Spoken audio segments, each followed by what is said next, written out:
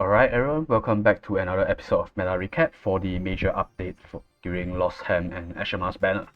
So, as usual, we'll cover the contents. The first two will always be a constant pretty much. I'll talk a little bit about the newer units. If it's off meta, I'll talk a bit about what they do and how they'll probably be used. And if they are in meta unit, I'll talk about how I match up against them, or if I play them, what are my opinions on that unit and what are some things I want to discuss about them. Second part will be meta development based on what I'm playing and what I'm playing against. And this time the third section is going to be a bit different. So I'm going to showcase certain clips of replays of interactions between different units and their matchups. So the reason why I'm doing this is because recently I've been finding it kind of tough to find replays for weekly replays, because usually when I want to showcase a replay, I don't want to showcase stomps, and I don't want to showcase replays where the main topic is actually just one player making way too many common mistakes. So even though in those replays sometimes there will be one or two good clips to show, like some things that miss kill or some things that can secure a kill. So I decided that I will just kind of compile them together and show them all in one place at the end of each month. So, and the other reason is also that because this month, first week I didn't really play much because I was out of the country, and second and third week I played mostly on other accounts, which means that it's more difficult for me to access the account to analyze replays. And well, even if I do analyze the replays, the quality is another question altogether. And in general, usually I only play a lot during the first month of every ladder anime. After that, things kind of slow down and I don't play as many games, which means it's harder to get better replays in general. So yeah, I might make this a mainstay, and then if I do want to talk about individual units, I'll probably just slot that in somewhere in the meta development section. Without further ado, let's begin. So first unit we're going to cover is Ashemar, because Ashemar is the off-meta unit for this banner. And she's a primarily single target mage with some sort of niche support capability.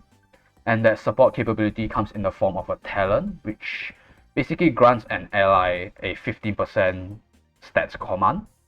And when you stand in a certain formation or position for those two units, you will get an extra bonus such as getting more defense MDef and physical damage reduction. You can get more damage, or you can reposition after attacking. Those are her three so-called positions.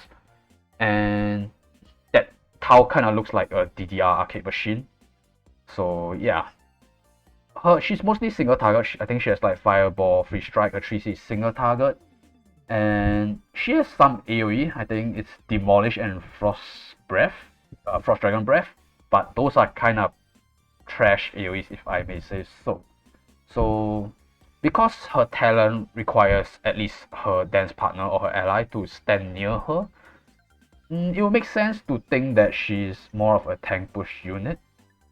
But if push comes to shove, I think her range is okay to match up against more aggressive comps, because she pretty much always has +2 range from her passive, which is triggered when she has a dance partner, which is all the time. And with Scepter, she hits 5 range, which is, I would say, the bare minimum for mages nowadays. So I think she's not completely helpless against more aggressive teams, and she can trade pretty well, I would say. Her troop options are pretty decent. So for single target, she has the fairies for her magic damage. She has Firebrand, or I think Sky Archers, depending, if you want to try to hit magic tanks on their physical side. And she also has Bolt Rangers as a defensive troop, but I'm not really sure if you want to bring Bolt Rangers on a single target mage. So yeah, that's kind of it for this unit. She's pretty simple in concept, and most of it I kind of just self-analyzed because I've barely seen any replays with her. I literally didn't fight her a single time in Apex Arena. I didn't even see her in the box a single time this month. So, I kind of don't really want to just dig through other servers' replays just to see what this unit can do, because 80% of times those replays are kind of trash as well.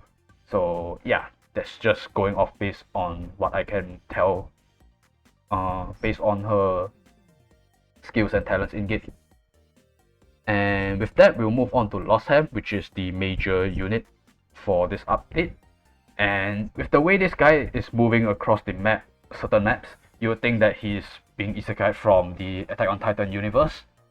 And so far, I've been having a bit of a mixed feelings, but it's leaning towards the positive side. And to kind of explain that, I would use the example of SB Cherry because I compare Lostham to Cherry a lot. And most of us, when SB Cherry came out, we already 6-starred her because we can, see the future kind of, because we're 1 year behind. And most people would have already 6-starred Cherry by the time SB Cherry was available. So in that sense, I will compare. Imagine if you SB Cherry at 4 stars and you try to play her. I think you will feel the same way about trying to play a low star Lostham. And that mostly comes down to a damage issue. So at lower stars, I think his damage still has a bit to be desired. And especially below 5 stars, you have to get within 2 range to proc his talent.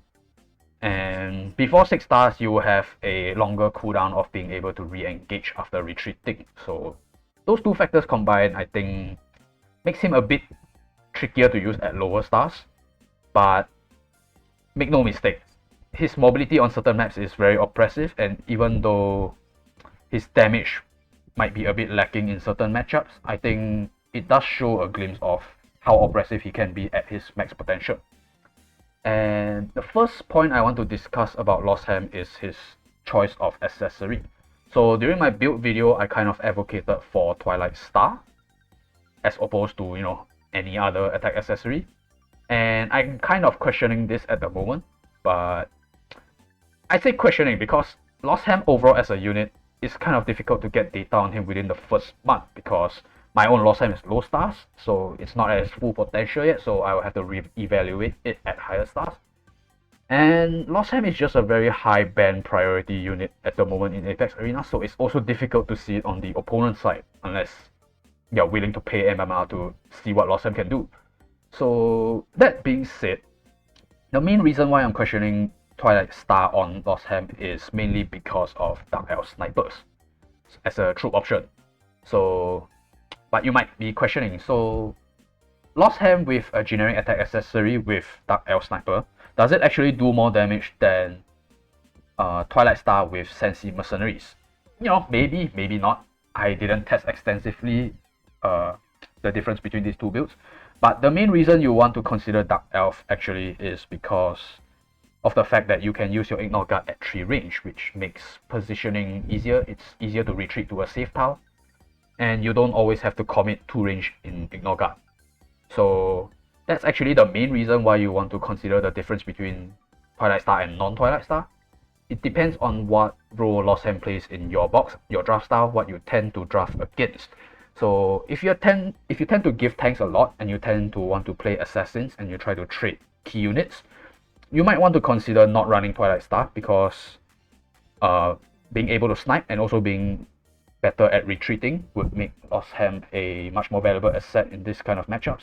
But if you don't really care for that, or if you give tanks but you tend to ban stun immunity and you just stun their tanks, or if you play against tankless and then you're just going for a direct kill with 3C, then I think Twilight Star doesn't really make too much of a difference. In the first place, I don't think Twilight Star is that important, unless, like in the context of the current meta, I think it's only really important against Assassin Werner, and that's if they're not SSM. Because there aren't that many Assassin class units in general nowadays, like, Assassin Kyra? I think Assassin Kyra would have no problem dying to Dark Elf plus generic attack accessory. But that's just a hypothesis. I didn't actually try for myself. But most flyer units you would benefit from bringing Dark Elf anyways, because I think his attack animation in his 2C is pretty decent, so the Dark Elf snipers would, at least half of them will target the enemy's hero. Which means that you'll probably do comparable damage even if you don't break last rites. And next up, we will be discussing about his bulk. So this unit has been propped up as a fairly bulky unit, and from my limited experience so far, I can attribute this to primarily 2 sources. The first one would be building a lot of HP in his enchants, along with Sensi mercenaries being a busted troop in general. Sorry. And the second would be because he has assassin counter, and that allows him to kill a portion of the enemy troops before they finish their attack. And because this unit has no melee penalty, so that's pretty much always guaranteed to happen. And a third subsection of this would be a byproduct of his tendency to play near terrain, because this unit specifically wants to play near terrain. He has a higher priority of getting those terrain tiles, similar to, let's say, Cherry's Angel, where you kind of want to abuse the flyer on terrain tech. So he also similarly gets a high priority of landing on those terrain tiles, and as a result of that, he would generally be bulkier compared to other units in the average game. But as I've already mentioned just now, there's not really enough data for me to draw a conclusion to attribute his bulkiness to any one of these reasons. And the only way I think you can test this really is to intentionally bring a squishy troop, let's say Dark Elf snipers, and you try to just tank random shit. And if you can tank the random shit, then it will probably be because of the assassin counter. But if you die to something that you would normally tank with senses, then it will be because of the actual bulk of the unit, not because of the assassin counter. And that's kind of all I wanted to cover for Lostham as a unit. So I'll cut off this video here, and I will make a separate part for the next two sections. So see you guys in the next video.